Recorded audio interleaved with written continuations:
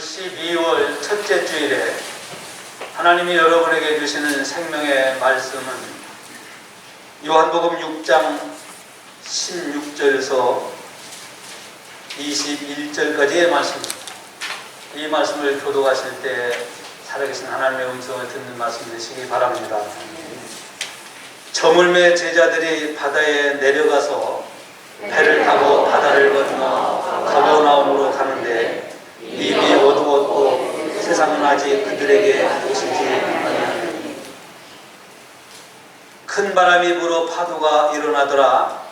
제자들이 노를 저어 12월의 팀을 하다가 예수께서 바다 위로부터 걸어 배에 가까이 오심을 보고 두려워하거늘 이르시되 내니 두려워하지 말라 하신대 이에 깊어서 배로 영접하니 배는 곧 그들이 가려던 땅에 이르렀더라. 아멘. 우리가 우리의 마음이 평안할 때보다는 걱정과 근심과 염려가 많을 때가 많습니다. 우리 몸이 건강할 때보다는 우리 몸이 아플 때가 더 많아요. 마음이 편안할 때보다는 조금 전에 말씀드린 것처럼 걱정하고 염려할 때가 더 많아요. 신앙생활도 은혜롭게 잘할 때보다는 그렇지 못할 때가 더 많습니다. 믿음으로 내가 살아야지, 은혜롭게 신앙생활을 해야지, 교회를 충성하며 살아야지 다짐하지만은 그렇지 못하고 살 때가 우리에게는 더 많습니다. 사랑하는 사람도 마찬가지로 우리가 더 사랑하며 살아야지. 하지만은 사랑하지 못하며 살 때가 더 많습니다. 우리가 예수 믿고 하나님의 자녀가 되어서 이 땅에 살아가지만 우리에게도 끊임없이 인생의 풍랑은 찾아옵니다.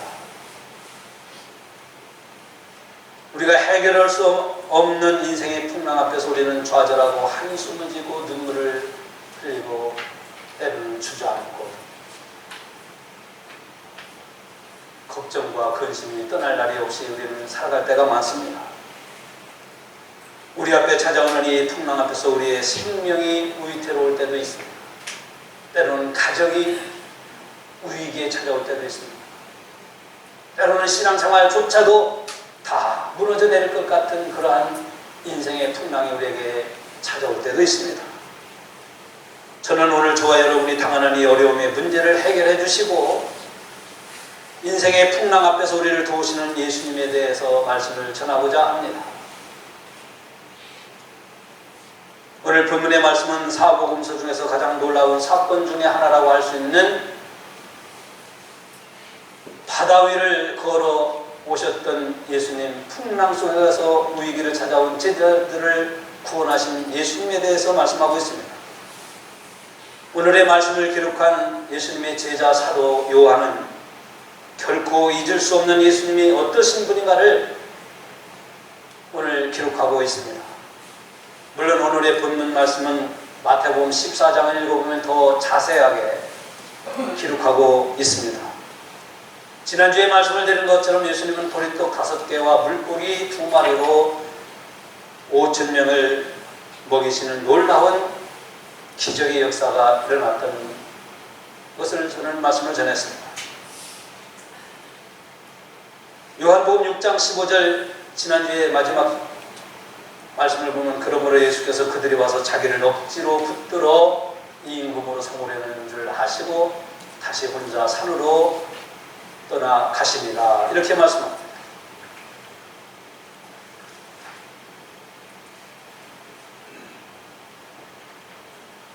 오병이어의 기적사건 이후에 사람들은 예수님이 이 나라의 진정한 왕이 되어주기를 바랬습니다.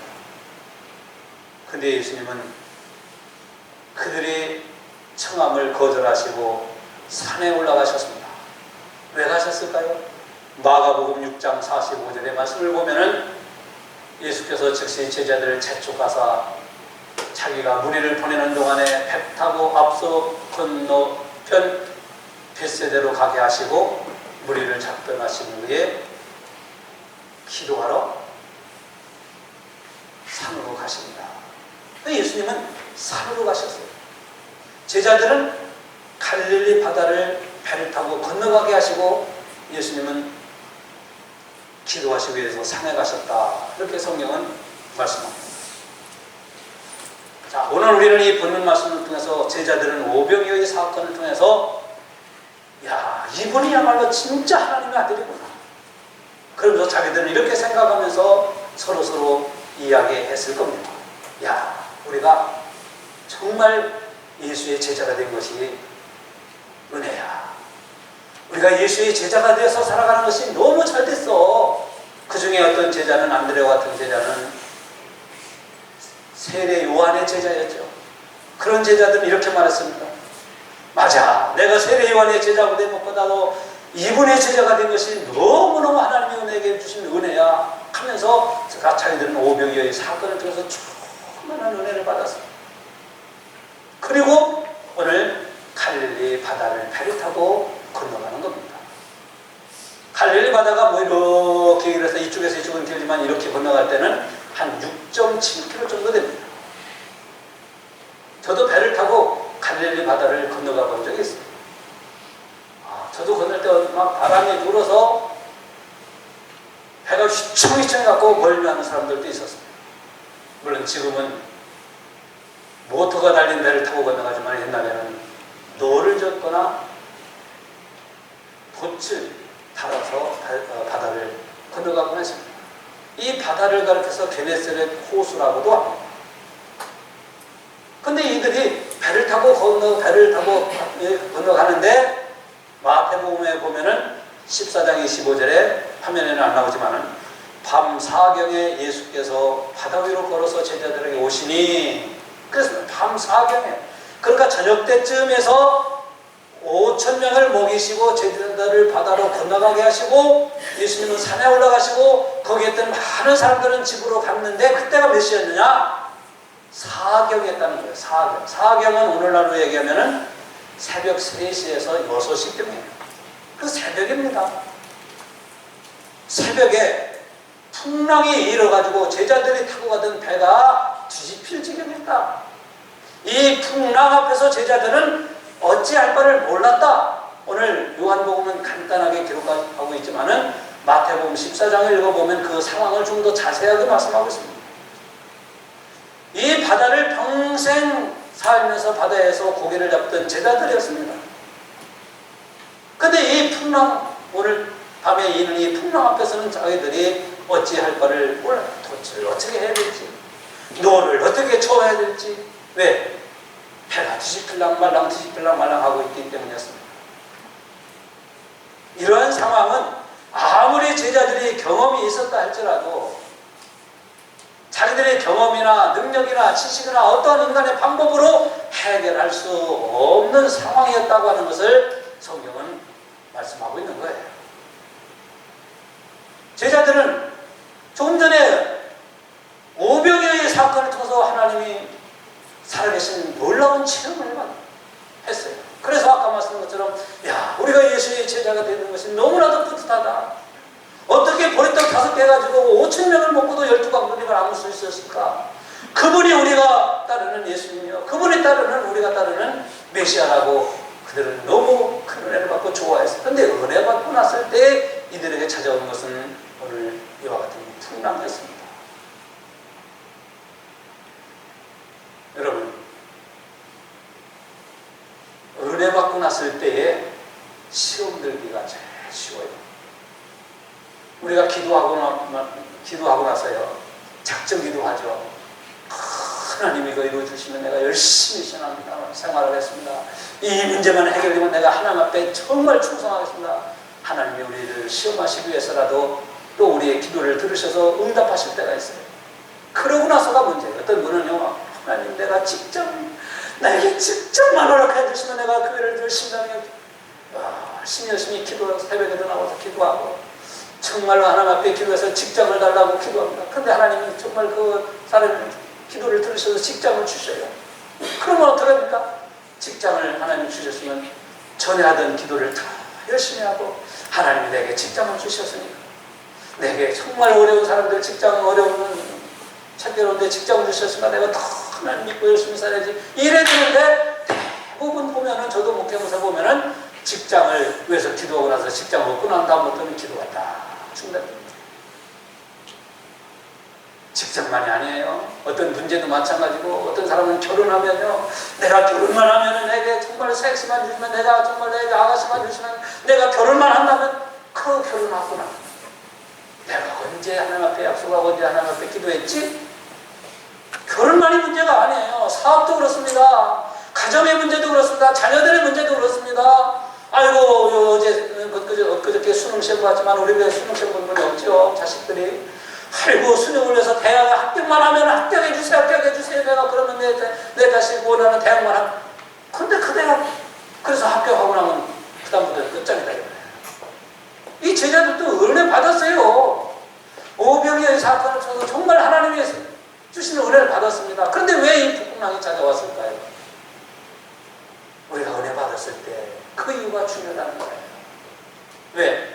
자기들이 은혜 받고 나서 기쁘긴 했는데요. 이 갈릴리 바다 이 정도는 자기들이 평생 고기 잡으면서 살아왔기 때문에 오늘 밤에도, 오늘 저녁에도 밤에 노젓고 이 바다를 건너가는 것은 뭐 우습다 이렇게 생각한 거예요. 자기들의 경험을 믿은 거예요. 우리가 은혜 받았을 때 말입니다. 우리가 하나님으로부터 기도 응답 받았을 때 말입니다. 우리가 사명을 하나님 앞에 받았을 때 말입니다. 내 경험으로, 내 지식으로, 내 방법으로 해결하려고 하면은 반드시 시험거리 가고 어려움을 당한다 하는 것을 오늘 성도는 우리에게 교훈하고 있는 거예요. 그러니까 이 제자들이 자기들이 바다에 다니면서 노를 저으면서 고기를 잡았던 경험이 있었다 할지라도 오늘 이 밤에 우리가 건너갈 수 있는 것은 우리의 경험이 아니라 하나님께서 우리를 도우셔서 하나님이 우리와 함께 하시기 때문에 오늘도 우리가 이 밤에 저기를 건너갈 수 있다 이렇게 믿고 이렇게 했어야 되는데 자기들의 경험을 의지했다는 거예요. 은혜 받고 와서. 성도 여러분, 이것은 오늘 우리가 살아가면서 자식을 위해서든 가정을 위해서든 또 사랑하는 사람을 위해서 기도하든 우리가 교회를 위해서 기도하고 마찬가지입니다. 근데 이렇게 풍랑으로 해서 어려움을 당하는 제자들의 모습을 예수님이 기도하시면서 아셨을까요? 몰랐을까요? 알았어요. 여러분, 정말 사랑하는 사람을 위해서 기도하면요, 그 사람이 어떤 상황에 있는지, 그 사람이 뭐 때문에 기도하는지, 뭐 때문에 힘들어하는지를 알 수가 있어요. 누가 얘기 안 해줘도 하나님이 깨닫게 하셔요. 여러분, 자식을 위해서 기도해보세요. 정말 어려움을 당하고 있는 자식을 위해서 한번 기도해보세요. 열심히 자식을 정말로 사랑하기 때문에 기도해보세요. 그러면은 내 자식이 무엇 때문에 힘들어하는지, 내 자식이 무엇 때문에 괴로워하는지, 무엇 때문에 고민거리에 있는지를 하나님은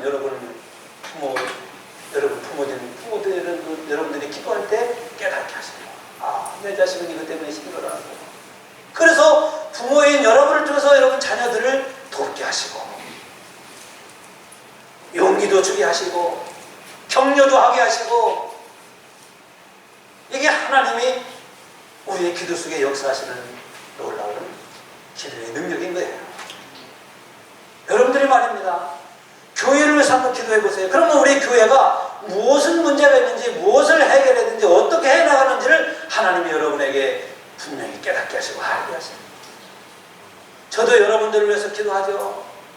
성도들을 위해서 기도합니다. 그러면 이 가정은 이것 때문에 힘들어하는구나. 말씀을 저에게 안 하셔도 하나님 저에게 깨닫게 하십니다. 그래서 그 가정을 위해서, 그 문제를 위해서 더 기도하게 됩니다. 성도 여러분도 마찬가지입니다. 목회자인 저를 위해서 한번 기도해보세요. 여러분 기도하시는 분도 계시지만 더 기도해보세요. 그러면 목회자는 무엇 때문에 힘들어하고 무엇 때문에 목회에 어려움이 있는가, 목사님의 고민은 무엇인가, 목사님의 기도의 제목은 무엇인가를 여러분도 하나님의 성령이 여러분을 깨닫게 하시는 거예요. 그 예수님도 산에서 기도하는데 제자들이 타고 가는 이 배가 뒤집힐랑 말랑 지금 전복될 위기에 처한 것을 예수님이 아시고 바다로 걸어가 가시는 거예요. 예수님이 바다로 가시는데 모토 달리는 배 타고 가셨습니까? 막 걸어서 갔는데 지금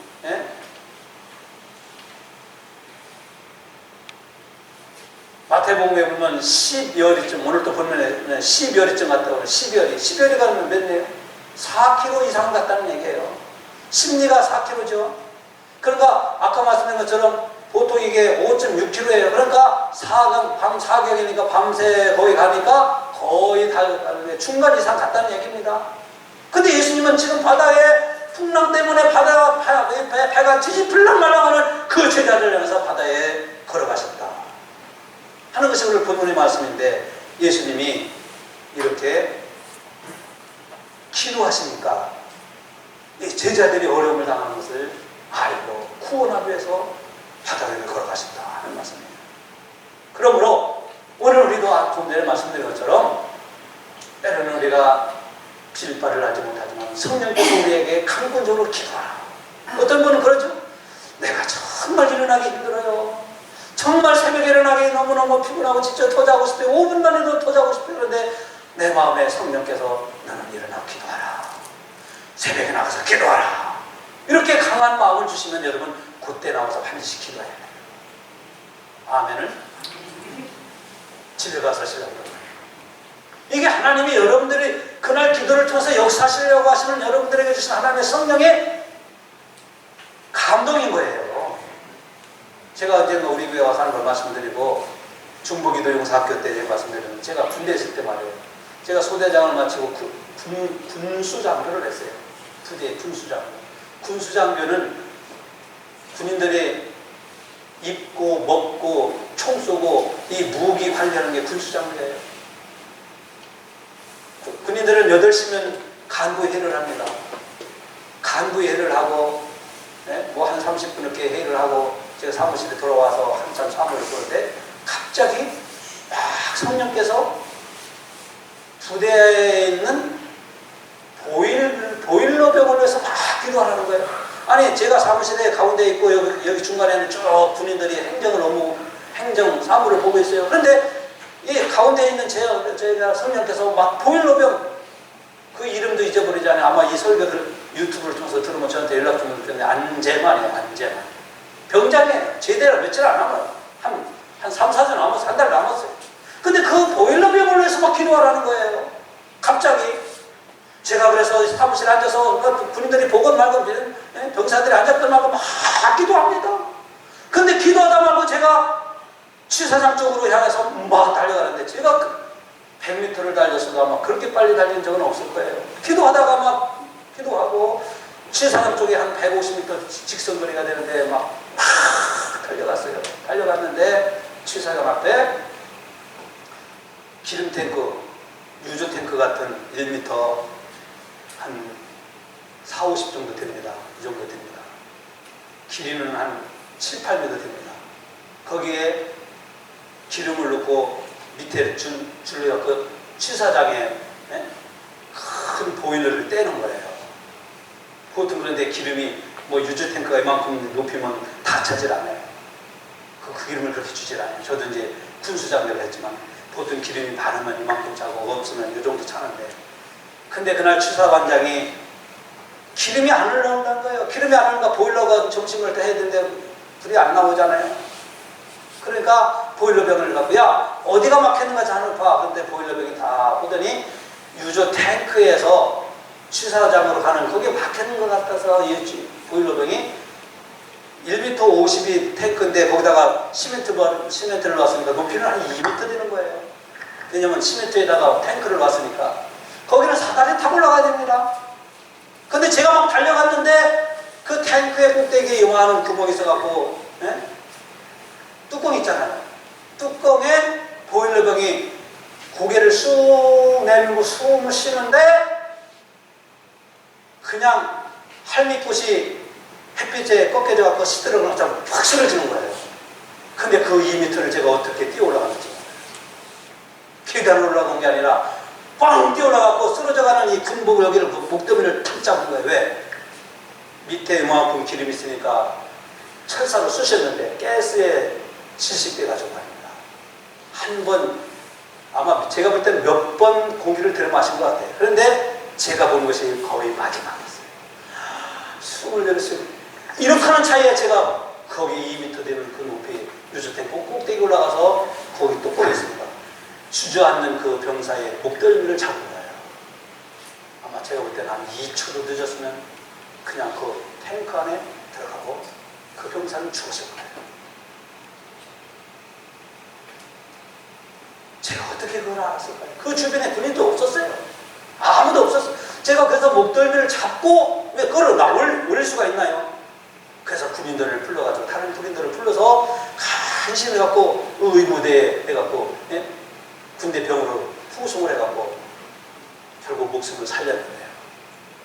만약에 제가 책임자니까 군수니까 책임자니까 조금만 늦었더라면 그 군인이 거기서 죽었어도 죽었는지 알 수도 없었을 거예요.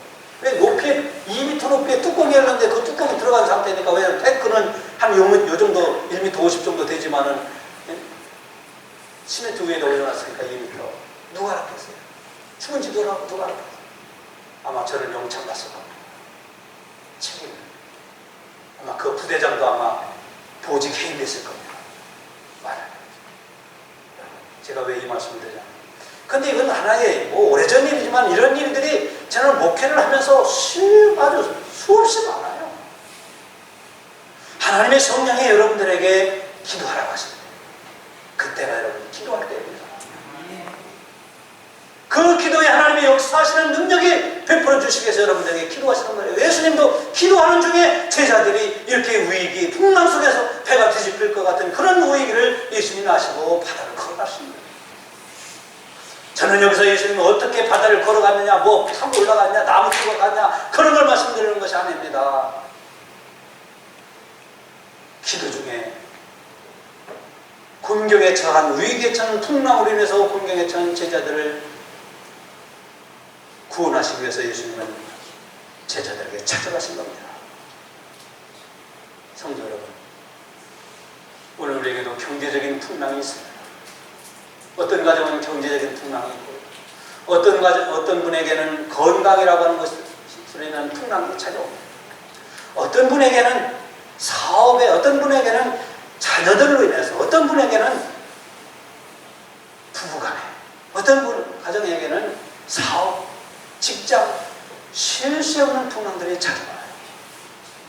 풍랑이 우리에게 떠날 날이 없지만 그러나 풍랑 중에 찾아오시는 예수님. 두 번째입니다. 저 지금 먼저 나갔는데요. 두 번째, 풍랑 중에 찾아오시는 예수님. 자, 그래서 풍랑 중에 제자들이 지금 죽을 중인데 바다 위를 걸어오시는 예수님을 제자들이 본 거예요. 그래서 우리 인생의 풍랑이 찾아올 때 풍랑을 해결할 수 있는, 풍랑을 이길 수 있는 첫째의 방법은 풍랑 중에 찾아오시는 예수님을 보라는 겁니다. 그럼 우리 예수님이 어떻게 뭐 입고 찾아오고, 수영복 입고 찾아옵니까? 투막 입고 찾아옵니까? 예수님은요, 우리 인생의 풍랑이 일 때 하나님 말씀을 가지고 말씀으로 찾아옵니다. 오늘 이 예배 중에도 여러분이 풍랑으로 인해 어려움을 당하고 있을 때에, 코로나로 인해서 어려움을 당하고 있는 오늘 우리 교회 의회로 여러분에게도 하나님의 말씀으로 찾아오시는 거예요. 그 말씀을 통해서 예수를 보아야 돼요. 오늘 예배 중에도 우리에게 찾아오신 예수를 바라보시기 바랍니다. 풍랑 중에 풍랑을 바라보면 풍랑으로 인해서 더 위험하고 더 문제가 있고 더 걱정되고 더 염려하고 더 불안하고 이 풍랑만 바라보면 빠져 죽을 것 같죠. 그러나 풍랑을 우리에게 안 만날 수는 없지만 우리에게 인생의 풍랑이 찾아올 때 우리를 도우시기 위해, 우리를 구원하시기 위해, 우리를 이 풍랑을 잔잔하게 하시기 위해 찾아오시는 예수를 만나시기 바랍니다. 말씀으로 우리에게 찾아오시는 거예요. 성령을 통해서 우리에게 찾아오시는 거예요. 때로는 교회에 사랑하는 성도들을 통해서 찾아오시는 거예요. 나를 도와줄 사람들을 하나님에 보내주셔서 우리에게 이 풍랑을 도와주기 위해서 찾아오는 거예요. 때로는 그래서 사람들을 통해서 예수의 모습을 보아야 돼요. 기도하는 믿는 사람을 통해서 예수님이 나에게, 저 사람을 통해서 내게 오시는구나. 때로는 목사님을 통해서 내게 이 풍랑 중에 오시는구나. 내게 오셨구나. 예수를 바라봐야 돼요. 그 풍랑이 됐을 때 제자들 어떻게 합니까? 예수를 바라보잖아요. 예수를 본 거예요. 여러분, 풍랑이 없을 때 우리가 예수를 볼 수 있는 것은, 육지에서 예수를 볼 수 있는 것은 이 제자들이 조금 전에 오병이어의 사건 때 예수를 보았잖아요. 예수님이 이렇게 떼주면 떨어지는 거 다 보았잖아요. 우리도요, 평안할 때, 아무 일이 없을 때 예수를 볼 수 있는 건 누구든지 다 볼 수 있습니다. 건강할 때 다 볼 수 있죠. 하나님 내게 건강 주셨구나, 다. 근데 막상 내 건강을 잃었을 때, 막상 내 건강에 치명적일 때, 막상 생명에 위급함이 있을 때, 그때 예수를 보라는 거예요. 여러분, 가정도 평안할 때는 예수가 안 보여요. 아무 일이 없고 가정이 무사할 때는 예수가 보입니까? 안 보여요. 별로 말씀이 와닿지도 않아요. 오늘도 말씀에 여러분의 인생의 풍랑 앞에서 예수를 보자, 풍랑을 느끼지 못하면, 풍랑이 없으면 이 말씀이 별로 와닿지를 않아요. 그러나 여러분에게도 때로는, 쉴 새 없이 찾아오는 인생의 풍랑이 있을 때, 그 풍랑 앞에서 여러분들이 오늘 말씀을 통해서 나를 도우시기 위해서 찾아오시는 예수님, 내게 오늘도 이 말씀을 주시는구나. 어려움이 있다고 해서 어려움만 바라보지 말라. 문제가 있다고 해서 문제만 바라보지 말라. 시험거리가 있다고 해서 시험거리만 생각하지 말라. 그 시험거리를 이겨낼 수 있도록 나에게 찾아오신 예수를 바라봐. 그럴 때 여러분 인생의 풍랑을 헤치고 나갈 수 있습니다. 여러분, 예수 믿는다고 해서요, 풍랑이 안 찾아오는 게 아니에요. 예수 믿는다고 해서 문제가 없는 게 아니에요. 예수 믿는 사람 우리에게도 다 문제가 와요. 교회에도 어려움을 당해요. 기도하는 사람에게도 어려움이 찾아오고, 인생의 풍랑 앞에서 때로는 힘들어합니다. 근데 이 풍랑 앞에서 어떤 사람은 어떤 사람이나 두 종류의 사람이나 따라요. 풍랑만 바라보는 거예요. 내게 왜 이렇게 어렵냐? 우리 집은 왜 이렇게 되는 것이 꼬라지가 없냐고, 왜 우리 집은 이렇게 힘드냐고. 여러분, 아무리 그거를 탓해봤자 문제가 해결되지 않습니다. 더더욱 신앙만 떨어져요. 더더욱 은혜만 떨어뜨려요. 그러나 이런 어려움 중에 있을 때 여러분 도우시려고 찾아오시는 주님, 왜? 주님은 여러분들을 도우시기 위해서, 여러분들이 이 문제를 해결해 주시기 위해서 오늘도 말씀을 주시고, 성령을 여러분에게 부어주시고, 도울 자들을 세워주시고, 여러분을 도와줄 사람들을 만나게 하시고 지켜주시는 거예요. 풍랑이 올 때 첫째는 어떻게 하라고요? 예수를 보라는 거예요. 문제가 있을 때 문제 어떡하지? 이 문제 속에 어떡하지? 하면 여러분 문제가 해결됩니까? 안 되더라고요. 저도. 그럴 때 이 문제 속에 개입하시고 도우시기 위해서 우리에게 찾아오시는 주님을 보는 거예요. 그러면 여기에 반드시 해결의 방안이 있습니다. 성도 여러분, 그러므로 우리가 어떤 어려운 일을 만나느냐 하는 것은 중요한 게 아닙니다. 우리에게는 중요하죠. 나는 이런 문제가 있습니다. 이런 어려운 일이 있습니다. 나는 이런 말 못할 고민이 있습니다. 나는 우리 가정에는 이런 어려운 상황이 있습니다. 참 중요하죠. 그런데 하나님이 보실 때는요, 이건 중요한 게 아니에요. 이건 누구에게든지 있다. 이거는 먼저 믿은 사람에게도 있고, 이건 처음 교회 나온 사람에게도, 이건 누구든지 있다. 그러나 하나님이 보시는 것은 뭐냐? 이 어려움 앞에, 이 인생의 풍랑 앞에서 우리가 예수를 볼 수 있는 사람이냐? 풍랑만 바라보고 어려워서 힘드니까 안 됩니다, 못합니다, 어렵습니다, 원망하고 불평만 하는 사람이냐? 아니면 나에게 찾아오신 예수님, 나를 도우시는 하나님의 능력을 믿느냐? 하나님은 이것을 보시는 거예요. 오늘도 힘들고 고달프고 외롭고 한숨 많은 세상을 살아가는 성도 여러분, 어렵고 힘들다고 낙심하지 마십시오. 여러분의 뜻대로 일이 풀리지 않는다고 원망하지 마십시오. 하나님은 반드시 여러분을 도와주실 겁니다. 하나님 함께 하시면, 주님이 우리와 함께 하시면 우리의 인생의 풍랑은 어떤 풍랑도 헤치고 나갈 수 있기 때문입니다. 네덜란드의 어느 시골에 마가렛 아벨이라고 하는 선생님이 얼마나 신앙이 좋았는지요.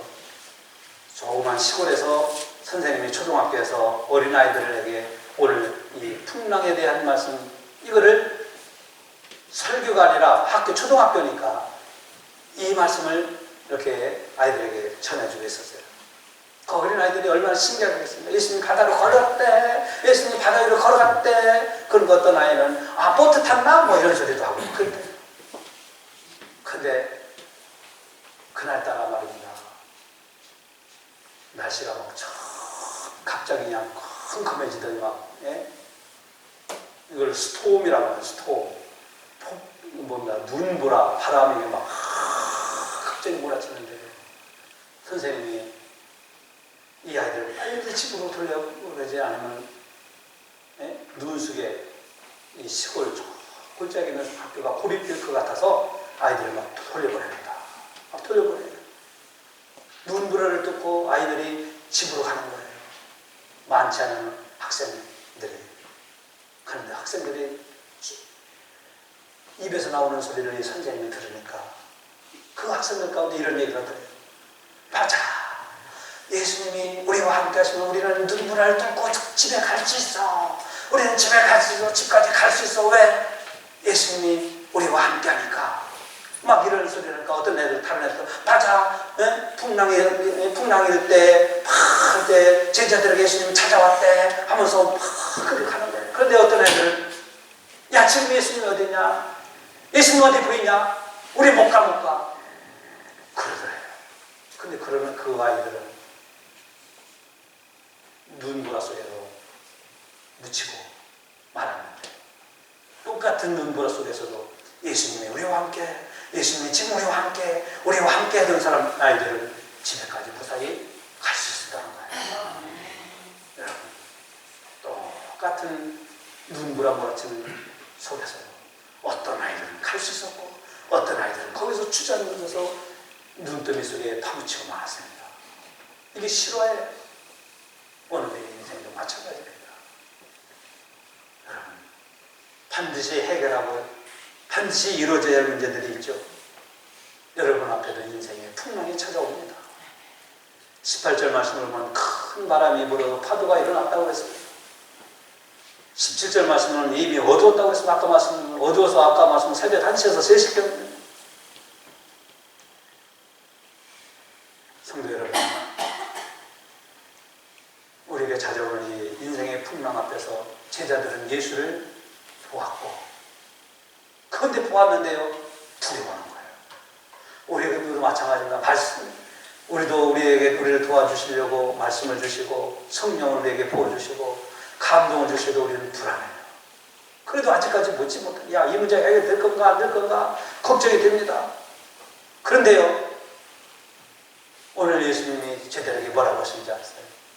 마태복음을 보면 이렇게 말합니다. 내일이 두려워하지 말라. 믿음이 적은 자들아 어찌하여 의심하느냐 그랬어요. 오늘 예수님은 그냥 내일이 두려워하지 말라 그랬어요. 나니까 두려워하지 마. 제자들은 예수님을 보았지만 본 것으로 끝난 게 아니에요. 보았지만 걱정이 됩니다. 보았지만 밤에 어떡하니까 유령이냐고 하는 사람도 있고, 보았지만 예수님인지 아닌지 확인해야 되겠다고 하는 제자들도 있고, 뛰어 들어가는 제자들도 있었고 그래요. 그런데 제자들이 안심이 되고 두려움이 물러갈 수 있었던 것은 예수님의 말씀을 듣고서였습니다. 내니 두려워하지 말라. 여러분, 말씀을 들어야 됩니다. 우리 인생의 풍랑의 해결의 방법은 첫째는 예수님을 바라보고 두 번째는 말씀을 들어야 돼요. 그래서 오늘 사랑하는 성도 여러분에게도 주님이 이렇게 말씀하십니다. 걱정하지 말라. 염려하지 말라. 제가 제일 좋아하는 성경 구절, 두려워하지 말라. 내가 너와 함께합니다. 놀라지 말라. 나는 내 하나님이 됩니다. 내가 너를 굳세게 하라. 참으로 너를 도와주겠다. 참으로 너를 도와주겠다. 이 말씀을 여러분이 들으시길 바랍니다. 여호수아 1장 9절에도 이렇게 말씀을 하죠. 너는 마음을 강하게 하고 담대하게 하여 두려워 말고 놀라지 말라. 내가 어디를 가든지 하나님 나 여호와가 너와 함께 해줄 거다. 내가 어디를 가든지 무엇을 하든 내가 너와 함께 할 거다. 오늘 여러분들 염려가 됩니까? 걱정스러운 것이 있습니까? 하나님 여러분과 함께 하신다고 하는 말씀에 귀를 기울이시기 바랍니다. 하나님 여러분들을 지켜주십니다. 아무리 코로나가 이 나라를 덮는다 할지라도 하나님 여러분들을 지켜주신다고 말씀하십니다. 이 말씀을 믿으면 하나님 여러분들 지켜주실 겁니다. 말씀을 들어야 돼요. 그래서 신앙생활하면서 중요한 것은요, 말씀 듣는 게 얼마나 중요한지 몰라요. 말씀 듣는 게. 말씀 듣는 시간에 여러분, 말씀을 놓치지 마요. 나니까 두려워하지 마. 뭡니까? 내가 이 풍랑을 잠잠하게 해줄게. 이 풍랑 잔잔하고 너의 두려움을 물러가게 해줄게. 그래서 제자들은 예수님의 말씀을 듣고 두려움입니다. 오늘 마지막에 보면 세 번째로 인생의 풍랑 앞에서 해결할 수 있는 방법은 뭐냐? 예수님의 배에 영접했습니다. 그러니까 마태복음에 보면 이렇게 말씀합니다. 오늘도 21절을 보면 이에 기뻐서 배로 영접하니 배는 곧 그들이 가려던 땅에 이르렀다. 가려던 땅에 이르렀다는 것은 풍랑을 헤치고 갔다는 거예요? 아니면 바닷속에서 저들이 헤매고 말았다는 거예요? 갔다는 거예요. 그 마태복음에 뭐라고 말씀하냐면 이렇게 말씀해요. 예수님이 배에 들어오시니 풍랑이 잠잠하였더라.